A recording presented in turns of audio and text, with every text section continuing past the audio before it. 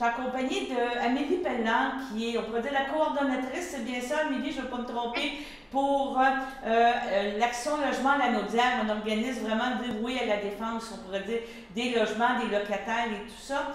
Et première chose, je veux parler avec toi aujourd'hui. Vous êtes en plein sondage, c'est ça, il y a différents sondages qui sont faits présentement. Est-ce que tu peux nous en parler? Oui, donc en fait, on demande actuellement aux locataires de remplir nos sondages qui sont disponibles sur notre site internet au www.logementlanaudière.org qui vise à dresser un portrait de la situation au niveau du logement pour ensuite ajuster nos revendications et nos actions en lien avec ce qui va ressortir de ces sondages-là. On en a un nouveau. Donc, on en a encore quelques-uns qui circulent. Un sur les difficultés à la recherche de logement, sur les reprises de logement et les hausses de loyers abusées. Et là, on en a un quatrième qui nous intéresse beaucoup, qui est au départ d'un locataire, le loyer a été augmenté de combien? Ce qu'on veut déterminer aussi, c'est les gens qui ont été obligés de quitter leur logement et qui ont dû relouer un nouveau logement, ils ont dû en relouer un à quel prix? Oui. Donc, on veut voir s'il y a eu une hausse exponentielle du coût des loyers dans le cadre d'un changement de locataire. Oui, bien c'est ça, je comprends très bien. Donc, dans le fond, c'est rejoindre toutes les problématiques qu'on vit présentement à la recherche d'un loyer, le prix d'un loyer, est-il accessible? Puis, qu'est-ce qui se passe aussi dans certains locataires qui, on pourrait dire, qui reprennent sauvagement, entre guillemets, les locataires. C'est quoi les dates de butoir pour remplir ces sondages-là?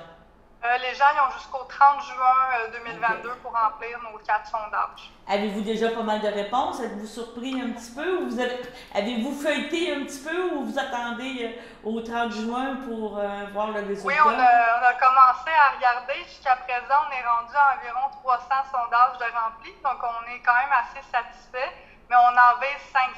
Okay. Donc, on encourage les locataires à continuer à aller remplir nos sondages. Donc, nous, on a déjà une idée de la situation actuelle, mais comme ce n'est pas tous les locataires qui communiquent auprès de notre organisme, on voulait vraiment dresser un portrait plus large, surtout dans des secteurs où les gens connaissent peut-être un peu moins notre organisme.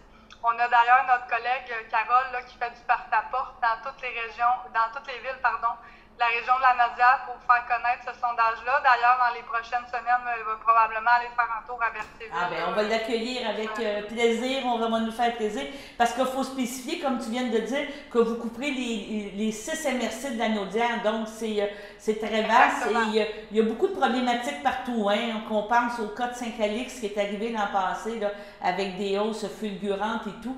Il y a plein de choses que, en tant que locataire, on doit connaître nos droits, mais savoir aussi qu'est-ce que le propriétaire peut faire aussi légalement. Là.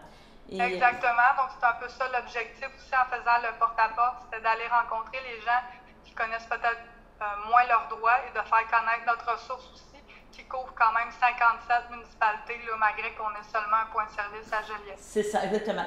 Autre point, le 29 mai, donc pas en fin de semaine, l'autre fin de semaine, c'est le congrès national de la CAQ qui va se tenir à Drummondville. Et je pense au niveau des regroupements justement d'organismes voués à l'action pour les locataires, pour le logement social, vous avez décidé de faire une grande mobilisation à travers le Québec. Ce n'est pas seulement chez vous. Est-ce que tu peux nous en parler un petit peu? Oui, en fait, c'est une action qui est initiée par le FRAPRU, qui milite pour le logement social. L'action a lieu samedi, le 28 mai, de midi à 13h30 à Drummondville. Donc, c'est une action pour demander au gouvernement de réinvestir massivement dans le programme Accès Logis au niveau des logements sociaux. Donc, on est préoccupé par le nouveau programme que le gouvernement souhaite mettre en place, qui semble être plus des logements abordables, mais des logements abordables qui demeurent relativement chers, comme des loyers à 2000 $ par mois. Donc, c'est pour ça que nous, on trouve important de plutôt demander au gouvernement de réinvestir dans Accès Logis, qui permet d'avoir des loyers qui sont en fonction du revenu, 25 en fait, en fonction du revenu. Et puis, on organise du transport, donc pour les locataires qui trouvent ça important de faire valoir leur opinion au niveau du logement social, on a un autobus qui va partir de Joliette à 9h et de Berthéville à 9h40. Donc, les locataires qui veulent s'impliquer, ils peuvent communiquer avec nous au 450-394-1778, le poste 3, pour réserver là, une place pour l'autobus et on offre le lunch gratuit là, pour les gens qui vont prendre l'autobus avec nous. Et il reste encore des places, c'est ça qu'on comprend? C'est pas complet. Puis on vient tout juste d'annoncer, là, donc pour l'instant, on a seulement 4 personnes là, qui se sont inscrites. On demande aux gens, par contre, de s'inscrire au plus tard le 25 mai là, pour qu'on puisse s'organiser au niveau des repas. Est-ce que tu peux juste nous rappeler le numéro de téléphone pour contacter? Oui, donc c'est le 450-394-1778